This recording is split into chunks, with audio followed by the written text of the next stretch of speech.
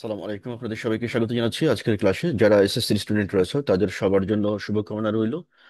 Because হচ্ছে যে এটি হচ্ছে ইংলিশের প্রথম ক্লাস হতে যাচ্ছে, এবং আমরা কমিটেড যে with respect to the syllabus যেটি বোর্ড থেকে দেওয়া হয়েছে, সেই সিলেবাসের পরিপূর্ণ সমাধান এবং হচ্ছে এর যাবতীয় যে কন্টেন্ট বা উপাদান সেগুলো নিয়ে আমরা বিস্তারিত আলোচনা করব। এবং আহ, যারা এই ক্লাসের সাথে সংশ্লিষ্ট রয়েছিল আগে থেকে তাদের জন্য, এবং যারা নতুন করে পরবর্তীতে সংযুক্ত হবে তাদের সবার জন্যই একটি নির্দেশনা, সেটি হচ্ছে এই ক্লাসের যে কন্টেন্ট, সেই কন্টেন্টগুলো ইউনিক, এবং এটি হচ্ছে টাইম টু টাইম রিভাইজড করা হয়। সুতরাং একদম আপডেটেড এবং লেটেস্ট কন্টেন্ট, এবং যে আলোচনাগুলো দেওয়া হবে পেজে, সেই আলোচনাগুলো টু দ্য পয়েন্টে পড়তে হবে।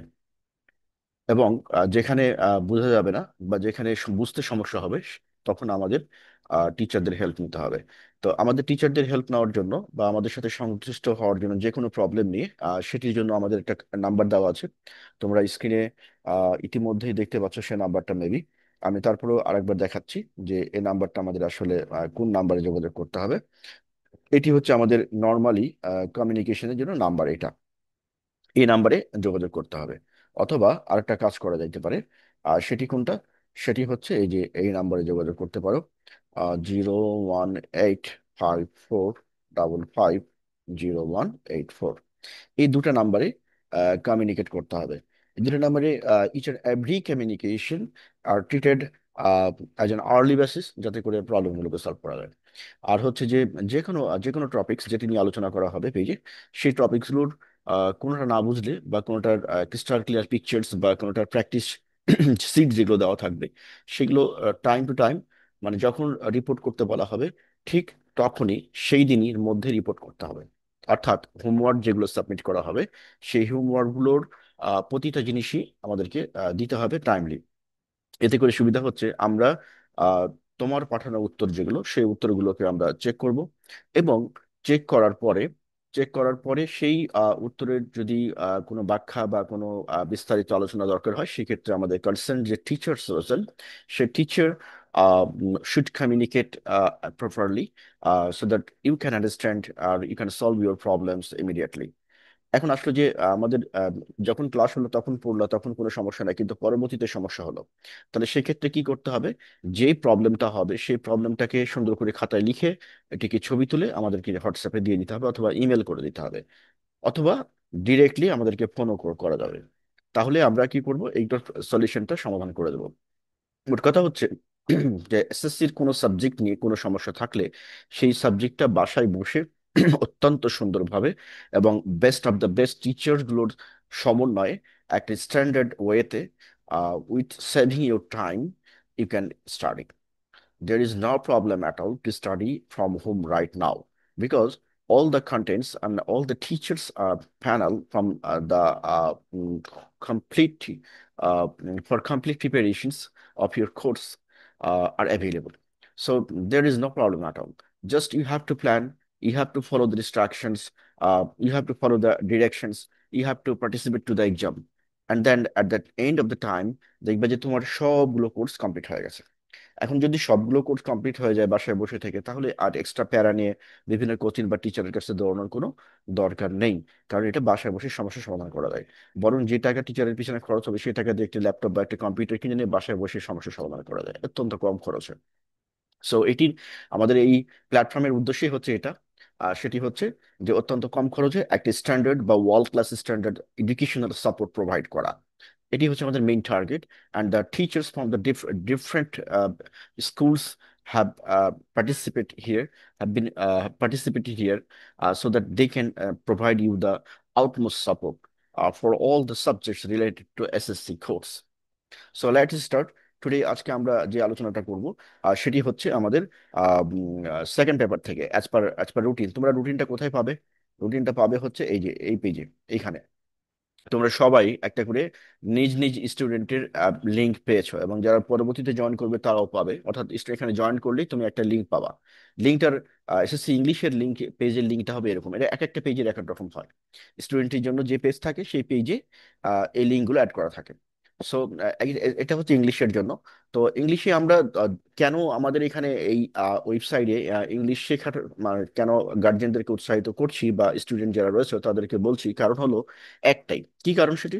সেটি হচ্ছে আমরা যে ইংলিশ এখানে যেটা পড়ানো হয় তার সাথে যে প্রনাউন্সিয়েশন, সেই প্রনাউন্সিয়েশনটা as per IPA, international phonetics alphabet বা international standard. So at the same time you are going to cover your course for this syllabus. You know তোমার 2026-এর যে এক্সামটা সেটি কিন্তু শর্ট সিলেবাসে ডিক্লেয়ার করছে। So we will cover the short syllabus. তো এই সিলেবাসটা কভার হচ্ছে। অ্যাট দ্য সেম টাইম হচ্ছে কি যে তুমি কারেক্ট ফোনেটিক্সটা পাচ্ছ, যেটি কিন্তু আমাদের স্কুল এবং স্কুলের মোর দেন 98% স্কুল অফ বাংলাদেশ এটিকে কেয়ার করা হয় না, বাংলা মিডিয়ামে যেগুলো। তো এই দৃষ্টিকোণ থেকে, এবং ইভেন অনেক ইংলিশ মিডিয়াম স্কুলেও কিন্তু এটি সমস্যা রয়েছে। বাট আমরা we are providing the international standard phonetics. So you will cover your course as well as you will get the complete support of your phonetics. So phonetics টা improve হয়ে যাবে। এটি একটা ব্যাপার। আমরা একটা জিনিস শিখলাম, সেটা ভুল শিখলাম, যেটি আমি শুধু বাংলাদেশ ছাড়া আর বাইরে ব্যবহার করতে পারবো না। তো এই জিনিস শেখার কি দরকার আছে? কারণ হচ্ছে কি যে এখন তো ওয়ার্ল্ড শুধু বাংলাদেশ না, আমাদের জব মার্কেট শুধু বাংলাদেশ না, এখন বাংলাদেশে বসে গোটা বিশ্বে জব করা যায়।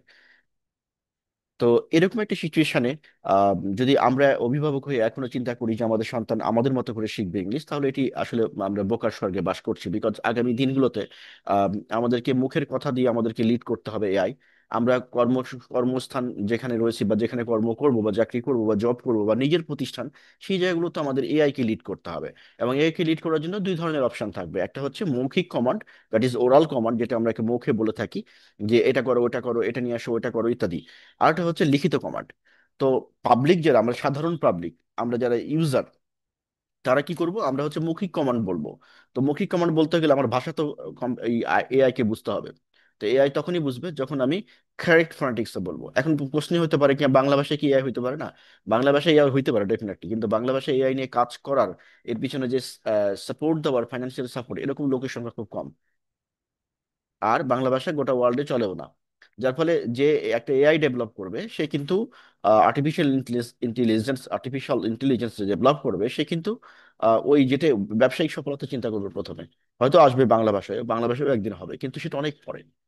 তো যাই হোক, আমরা চাই যে দ্রুত বাংলা ভাষায় আসুক এবং যাতে করে আমাদের কাজগুলো খুব সহজ হয়। তো এই ধরনের ব্যাপার। এখন ওভারঅল যেটা, সেটি হচ্ছে যে আমি একটা জিনিস বলবো, সেই জিনিসটা যদি ভুল বলি তাহলে কিন্তু আমার কনফিডেন্স লেভেলটা থাকে না। আমার পাশে যে আছে সে যদি আরেকটি আরেকটি জিনিস বলে কারেক্টলি, সেটি কিন্তু বেশি প্রাধান্য পায়। আমি যদি এখন আজকের স্টুডেন্ট, তখন আমি যদি চিন্তা করি শুধু আমার বাংলাদেশই আমার জন্য জীবন, বা বাংলাদেশই আমার জন্য কর্মক্ষেত্র, বা বাংলাদেশই আমার সাপোর্টেড এরিয়া, তাহলে কিন্তু আমি ভুল করছি। বাট এটা কিন্তু আগের দিন নেই। এখন উই হ্যাভ টু থিঙ্ক যে we are the global citizen, not for Bangladeshi citizen, we are the global citizen. So we have to think accordingly that we are going to support, we are gonna support to the world.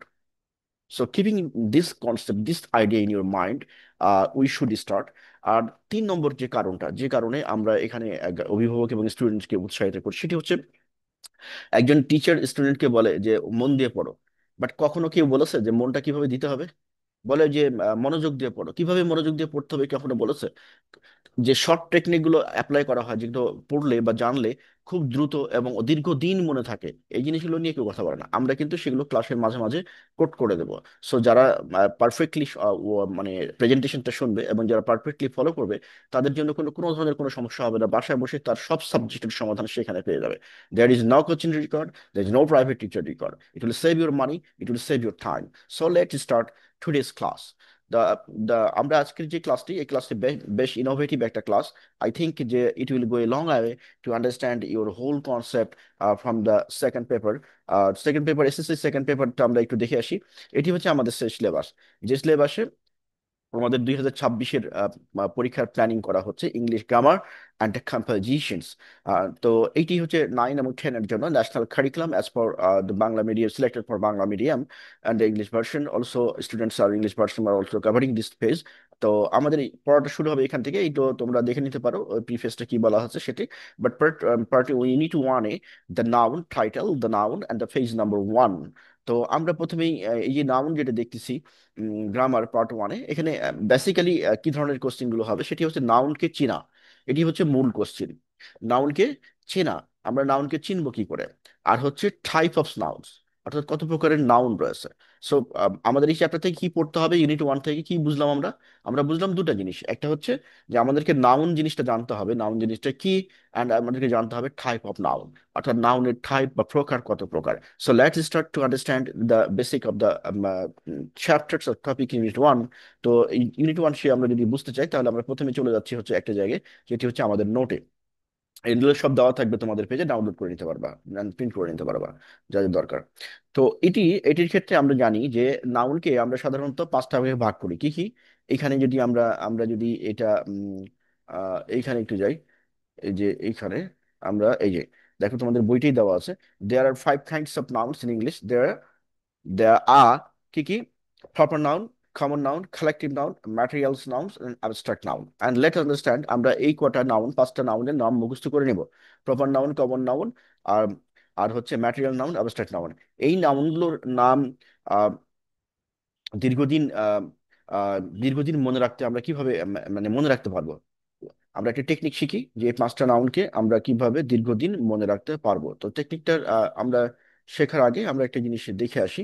এখানে আহ, উম, এখানে যদি আমরা যাই, এখানে এই যে 5টা noun রয়েছে, প্রপার নাউন মানে বাংলা হচ্ছে সাধারণ সাধারণ নাম, আর কমন নাউন মানে প্রপার নাউন মানে নির্দিষ্ট করে, এবং হচ্ছে সাধারণ নাম কালেকটিভ সমষ্টিগত নাম, ম্যাটেরিয়াল উপাদানগত, এবং অবস্ট্রাক্ট হচ্ছে গুণগত। আমরা এটা ডিটেলস আসবো। আমরা এটিকে মনে রাখার একটা সহজ ট্রিক শিখে নেবো, যাতে করে আমরা সারা জীবন মনে রাখতে পারি এই নাউনের ক্লাসিফিকেশনটা, কারণ হচ্ছে আমাদের একটা বিভিন্ন সময় দরকার হবে, পরীক্ষার জন্য দরকার হবে, এবং হচ্ছে normally to understand the grammatical concept and structures and features it should be required. So in that case আমরা এটাকে এভাবে ডিসিশন নিতে পারি।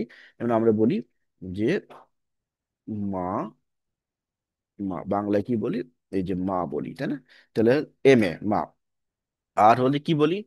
কম্পিউটার, এটাকে বলি পিসি। পিসি মানে পার্সোনাল কম্পিউটার, তাই না? পিসি মানে হচ্ছে পার্সোনাল কম্পিউটার। তাহলে মা আর হচ্ছে কম্পিউটার, কম্পিউটার। এই দুটো শব্দ তোমাদের সবার জানা, সবার মুখস্থ আছে। এই মা পিসি দিয়ে, মা পিসি মানে কম্পিউটার ইংলিশ কি, কম্পিউটার ইংলিশ পিসি।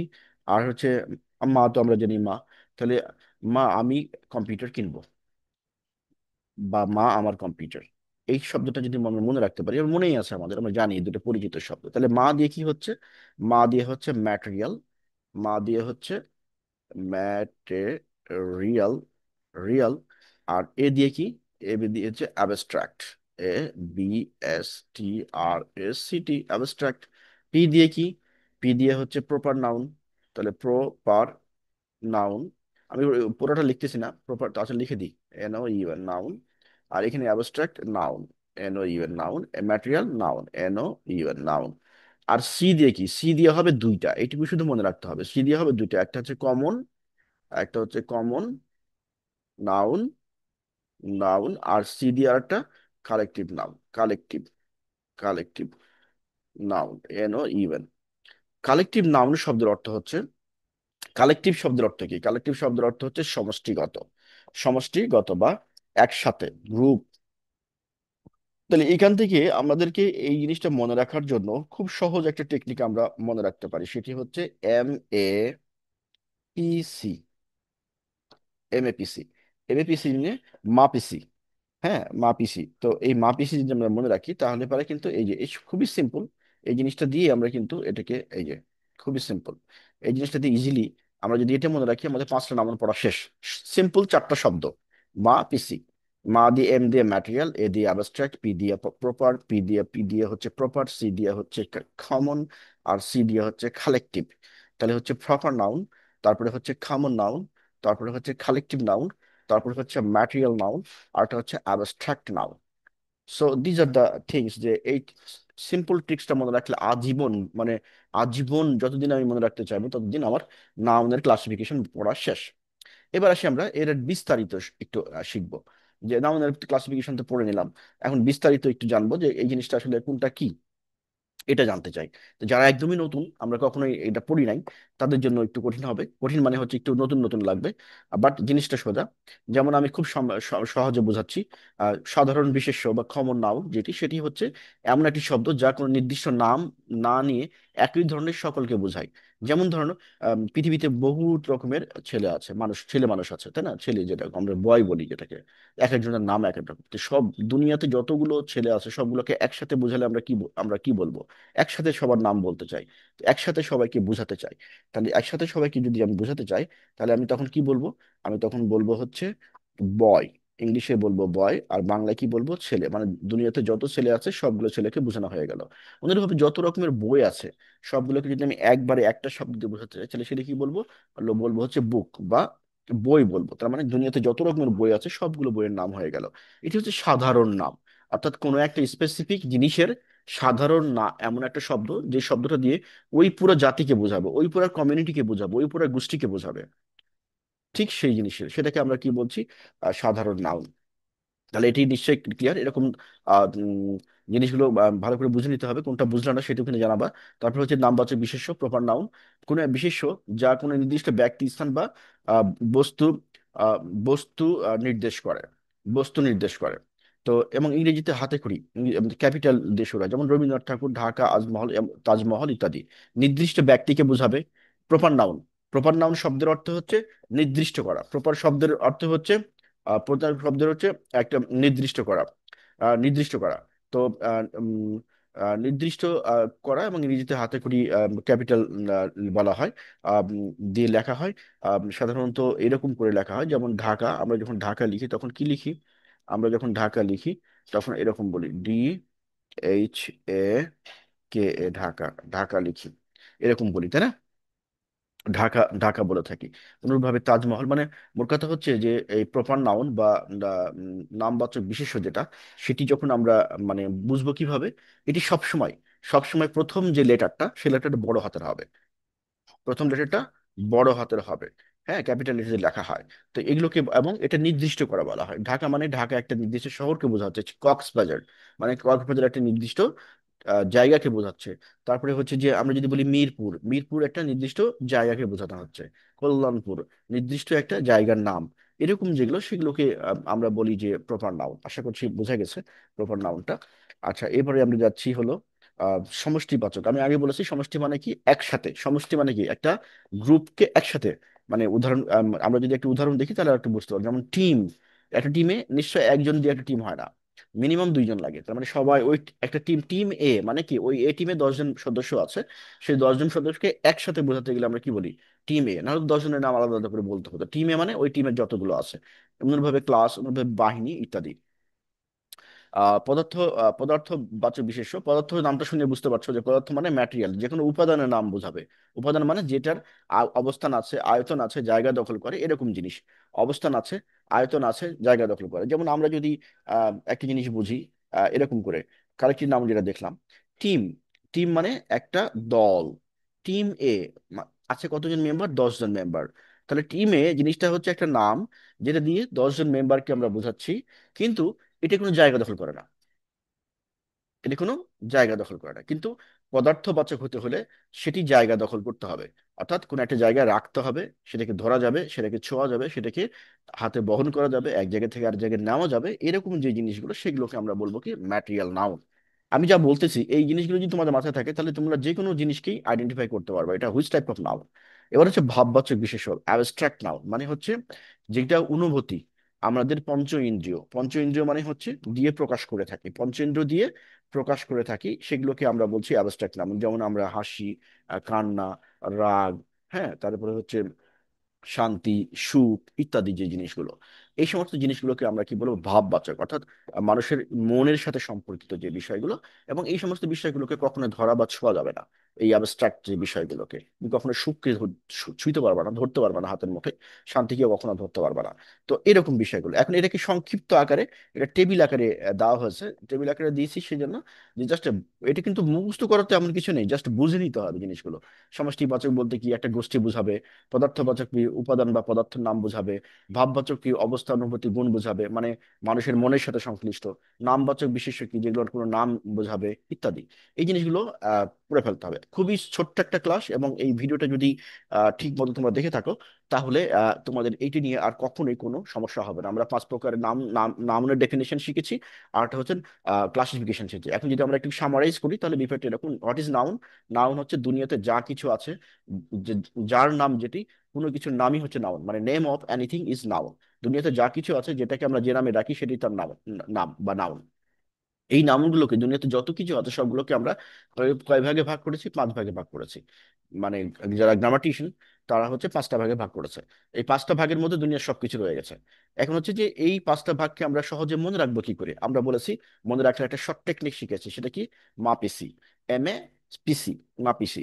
তো এখন এটাকে যদি আমরা এলাবোরেট করি, তাহলে আমরা যে এম দিয়ে পাই হচ্ছে ম্যাটেরিয়াল নাউন্স, এ দিয়ে অ্যাবস্ট্রাক্ট নাউন, আর পি দিয়ে প্রপার নাউন, সি দিয়ে হচ্ছে দুইটা, একটা হচ্ছে কালেকটিভ এবং হচ্ছে আপনার হচ্ছে কালেক্টিভ নাউন।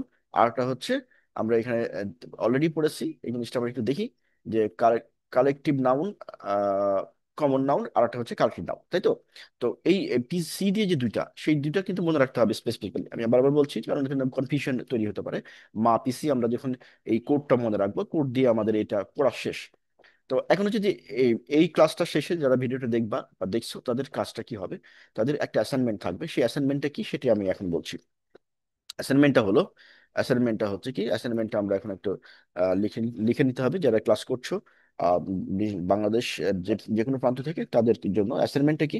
অ্যাসাইনমেন্টটা হচ্ছে যে তোমরা এই যে 5 প্রকারের নাউন রয়েছে, 5 প্রকারের নাউনের প্রতিটি নাউন দিয়ে 5টা করে শব্দ লিখতে হবে। 5টি করে শব্দ লিখতে হবে, বাংলায় অথবা ইংলিশে 5টি শব্দ লিখতে হবে। লিখতে হবে প্রত্যেক প্রত্যেক নাউনের জন্য। নাউন এর জন্য, অর্থাৎ আমি আমি লিখলাম হচ্ছে proper noun, PROPER, noun. Noun, proper noun কি? প্রপার নাউন দিয়ে আমি কি লিখবো? 5টা উদাহরণ লিখবো, 5টা উদাহরণ লিখবো। প্রপার নাউনের উদাহরণ কি? তারপর লিখবো কমন নাউন। কমন নাউনের কি করবো? 5টা উদাহরণ লিখবো। কমন নাউনের 5টা উদাহরণ লিখবো। এইভাবে করে আমরা প্রতিটা নাউনের উদাহরণ লিখবো। আশা করছি বুঝতে পেরেছো। এবং এটা কি করতে হবে? লেখার পরে আমাদের যে হোয়াটসঅ্যাপ নাম্বার রয়েছে, সে নাম্বারে অথবা ইমেল করে দিতে হবে। যদি আমরা ইমেল করতে চাই, কোন ইমেলে ইমেল পাঠাবো? সেই ইমেল পাঠানোর জন্য হচ্ছে এই যে সরি, MASSBD 6666@gmail.com, এই নাম্বারে মেল দিতে হবে। অথবা একটা কাজ করতে পারো তোমরা, সেটি হচ্ছে আমরা এই যে এটা, এই যে আমাদের যে ওয়েবসাইট রয়েছে, আমরা সরাসরি যদি ওয়েবসাইটে চলে যাই, চলে যাই, এই যে ওয়েবসাইটে গেলে যেখানে, এখানে এই যে ইমেল অ্যাড্রেসটা রয়েছে, এখানে ইমেল করা যাবে, অথবা এই নাম্বারে আমাদের কল করা যাবে। আর হোয়াটসঅ্যাপ করতে হলে এই যে মানে বাংলা লিঙ্ক যে নাম্বারটা রয়েছে, সেই নাম্বারেই কিন্তু হোয়াটসঅ্যাপ করতে হবে। অন্য কোনো নাম্বারে হোয়াটসঅ্যাপ করা যাবে না। অন্য কোনো নাম্বার হোয়াটসঅ্যাপ করলে সেটি আবার রেসপন্স পাবা না। তো আমরা আমরা যদি বাংলা লিঙ্ক নাম্বারটা যেটা, সেটি যদি আমরা একটু দেখি, এখানে যাই আমাদের পেজে। আমাদের পেজে গেলে এখান থেকে আমরা, আমাদের পেজেই নাম্বারটা দেওয়া আছে। এই যে এখানে যাওয়ার পরে, এই যে এখানে নাম্বারটা দেওয়া আছে কোথায়, এই ক্লাস শুরু করুন, এই যে এখানে ঢোকার পরে উপরেই নাম্বারটা দেওয়া থাকার কথা। না সরি, এখানে না, এই যে ডেমো ক্লাসে গেলে এখানে নাম্বারটা আমরা পেয়ে যাব। সো এখান থেকে আমরা কি করতে পারি? এই নাম্বারটা 01955375501, এই নাম্বারে আমাদের হচ্ছে হোয়াটসঅ্যাপ করে দিতে হবে। তাহলে এটি আমাদের যে কনসার্ন টিচার রয়েছেন তারা দেখবেন এবং এটি রিপ্লাই দিবেন। আশা করছি বুঝতে পেরেছো। আজকে ক্লাসটা এখানে শেষ করছি।